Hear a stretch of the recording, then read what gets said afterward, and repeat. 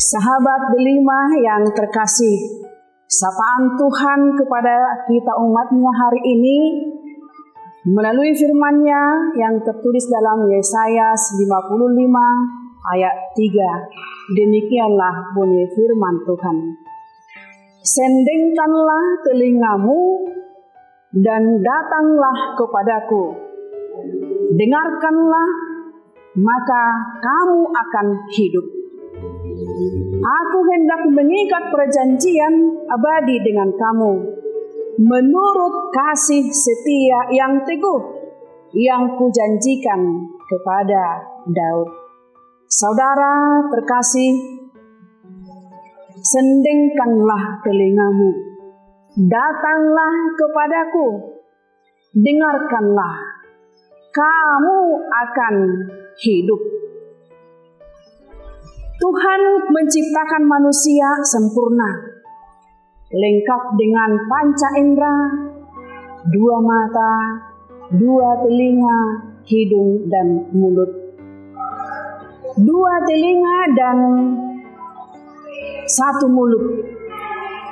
Tujuannya adalah supaya manusia lebih banyak mendengar daripada berbicara. Telinga fungsinya mendengar suara atau bunyi. Tanpa alat pendengaran manusia, sangat sulit berkomunikasi dengan sesamanya.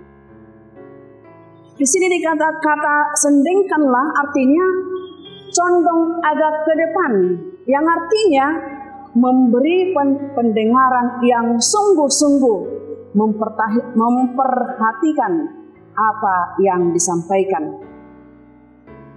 Menyendengkan telinga kepada Tuhan berarti secara serius mau mencari dan menggali agar dapat mengerti maksud Tuhan. Supaya kita mengerti jalan Tuhan dan maksud Tuhan dalam hidup kita sehari-hari, berarti kita harus merenungkan firman Tuhan siang dan malam. Kita harus mencari kebenaran firman Tuhan setiap saat. Dan kita harus mengandalkan Tuhan dalam hidup kita. Saudara yang terkasih dalam Yesus Kristus, firman Tuhan hari ini mengajak kita, sendengkanlah, datanglah, dengarlah, maka kamu akan hidup. Hidup yang bagaimana yang dimaksud firman Tuhan hari ini? Sebab ada orang yang nampaknya mereka hidup, tetapi sesungguhnya mereka tidak hidup. Atau apakah kita hanya memahami bahwa hidup itu sebatas bergerak dan beraktivitas? Hanya bisa melihat, bisa mendengar, bisa berjalan, bisa berbicara, makan dan minum. Hanya itukah arti hidup? Kalau hanya sebatas itu pemahaman kita akan arti hidup, maka sesungguhnya terlalu dangkal pemahaman kita tentang hidup.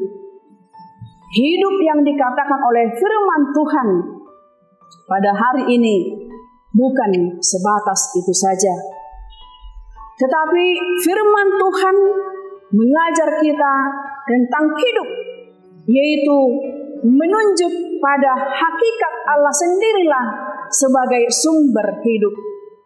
Hidup yang dimaksud adalah keadaan tenang, tentram, aman dan damai. Tidak kacau balau, yang jauh dari perasaan khawatir dan rasa takut. Semua itu dimungkinkan ketika manusia menjalin hubungan yang baik dengan sang sumber hidup dan taat pada segala perintah dan ketetapan Tuhan.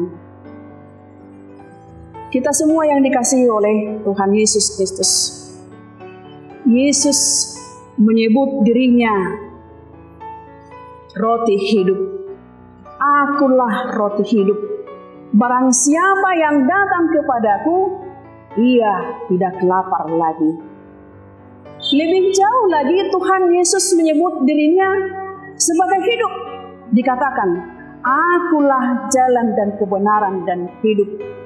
Tidak ada seorang pun yang datang kepada Bapa kalau tidak melalui aku. Barang siapa yang percaya kepadaku, ia akan hidup walaupun ia sudah mati. Saudara terkasih, firman Tuhan hari ini mengajak kita untuk mencari dan berusaha bertemu hidup yang tidak lain adalah bertemu dan hidup bersama dengan Tuhan. Mencari dan berusaha menemukan Tuhan berarti mau menaklukkan segala kehidupan kita, yaitu tubuh, roh dan jiwa, di bawah otoritas Tuhan. Kita siap diatur menurut apa yang Tuhan mau, bukan menurut selera dan keinginan kita.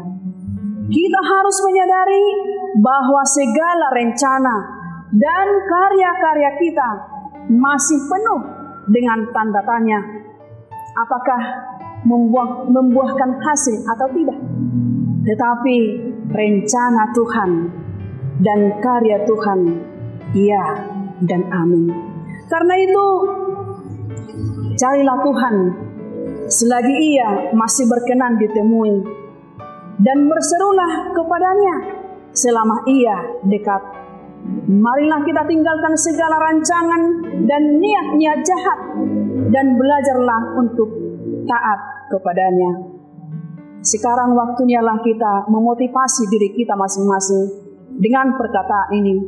Tetapi sekarang bukan lagi aku yang hidup dalam diriku, tetapi Kristuslah yang kuhidupi.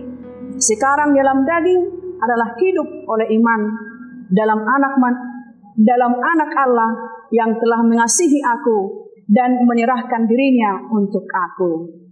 Amin.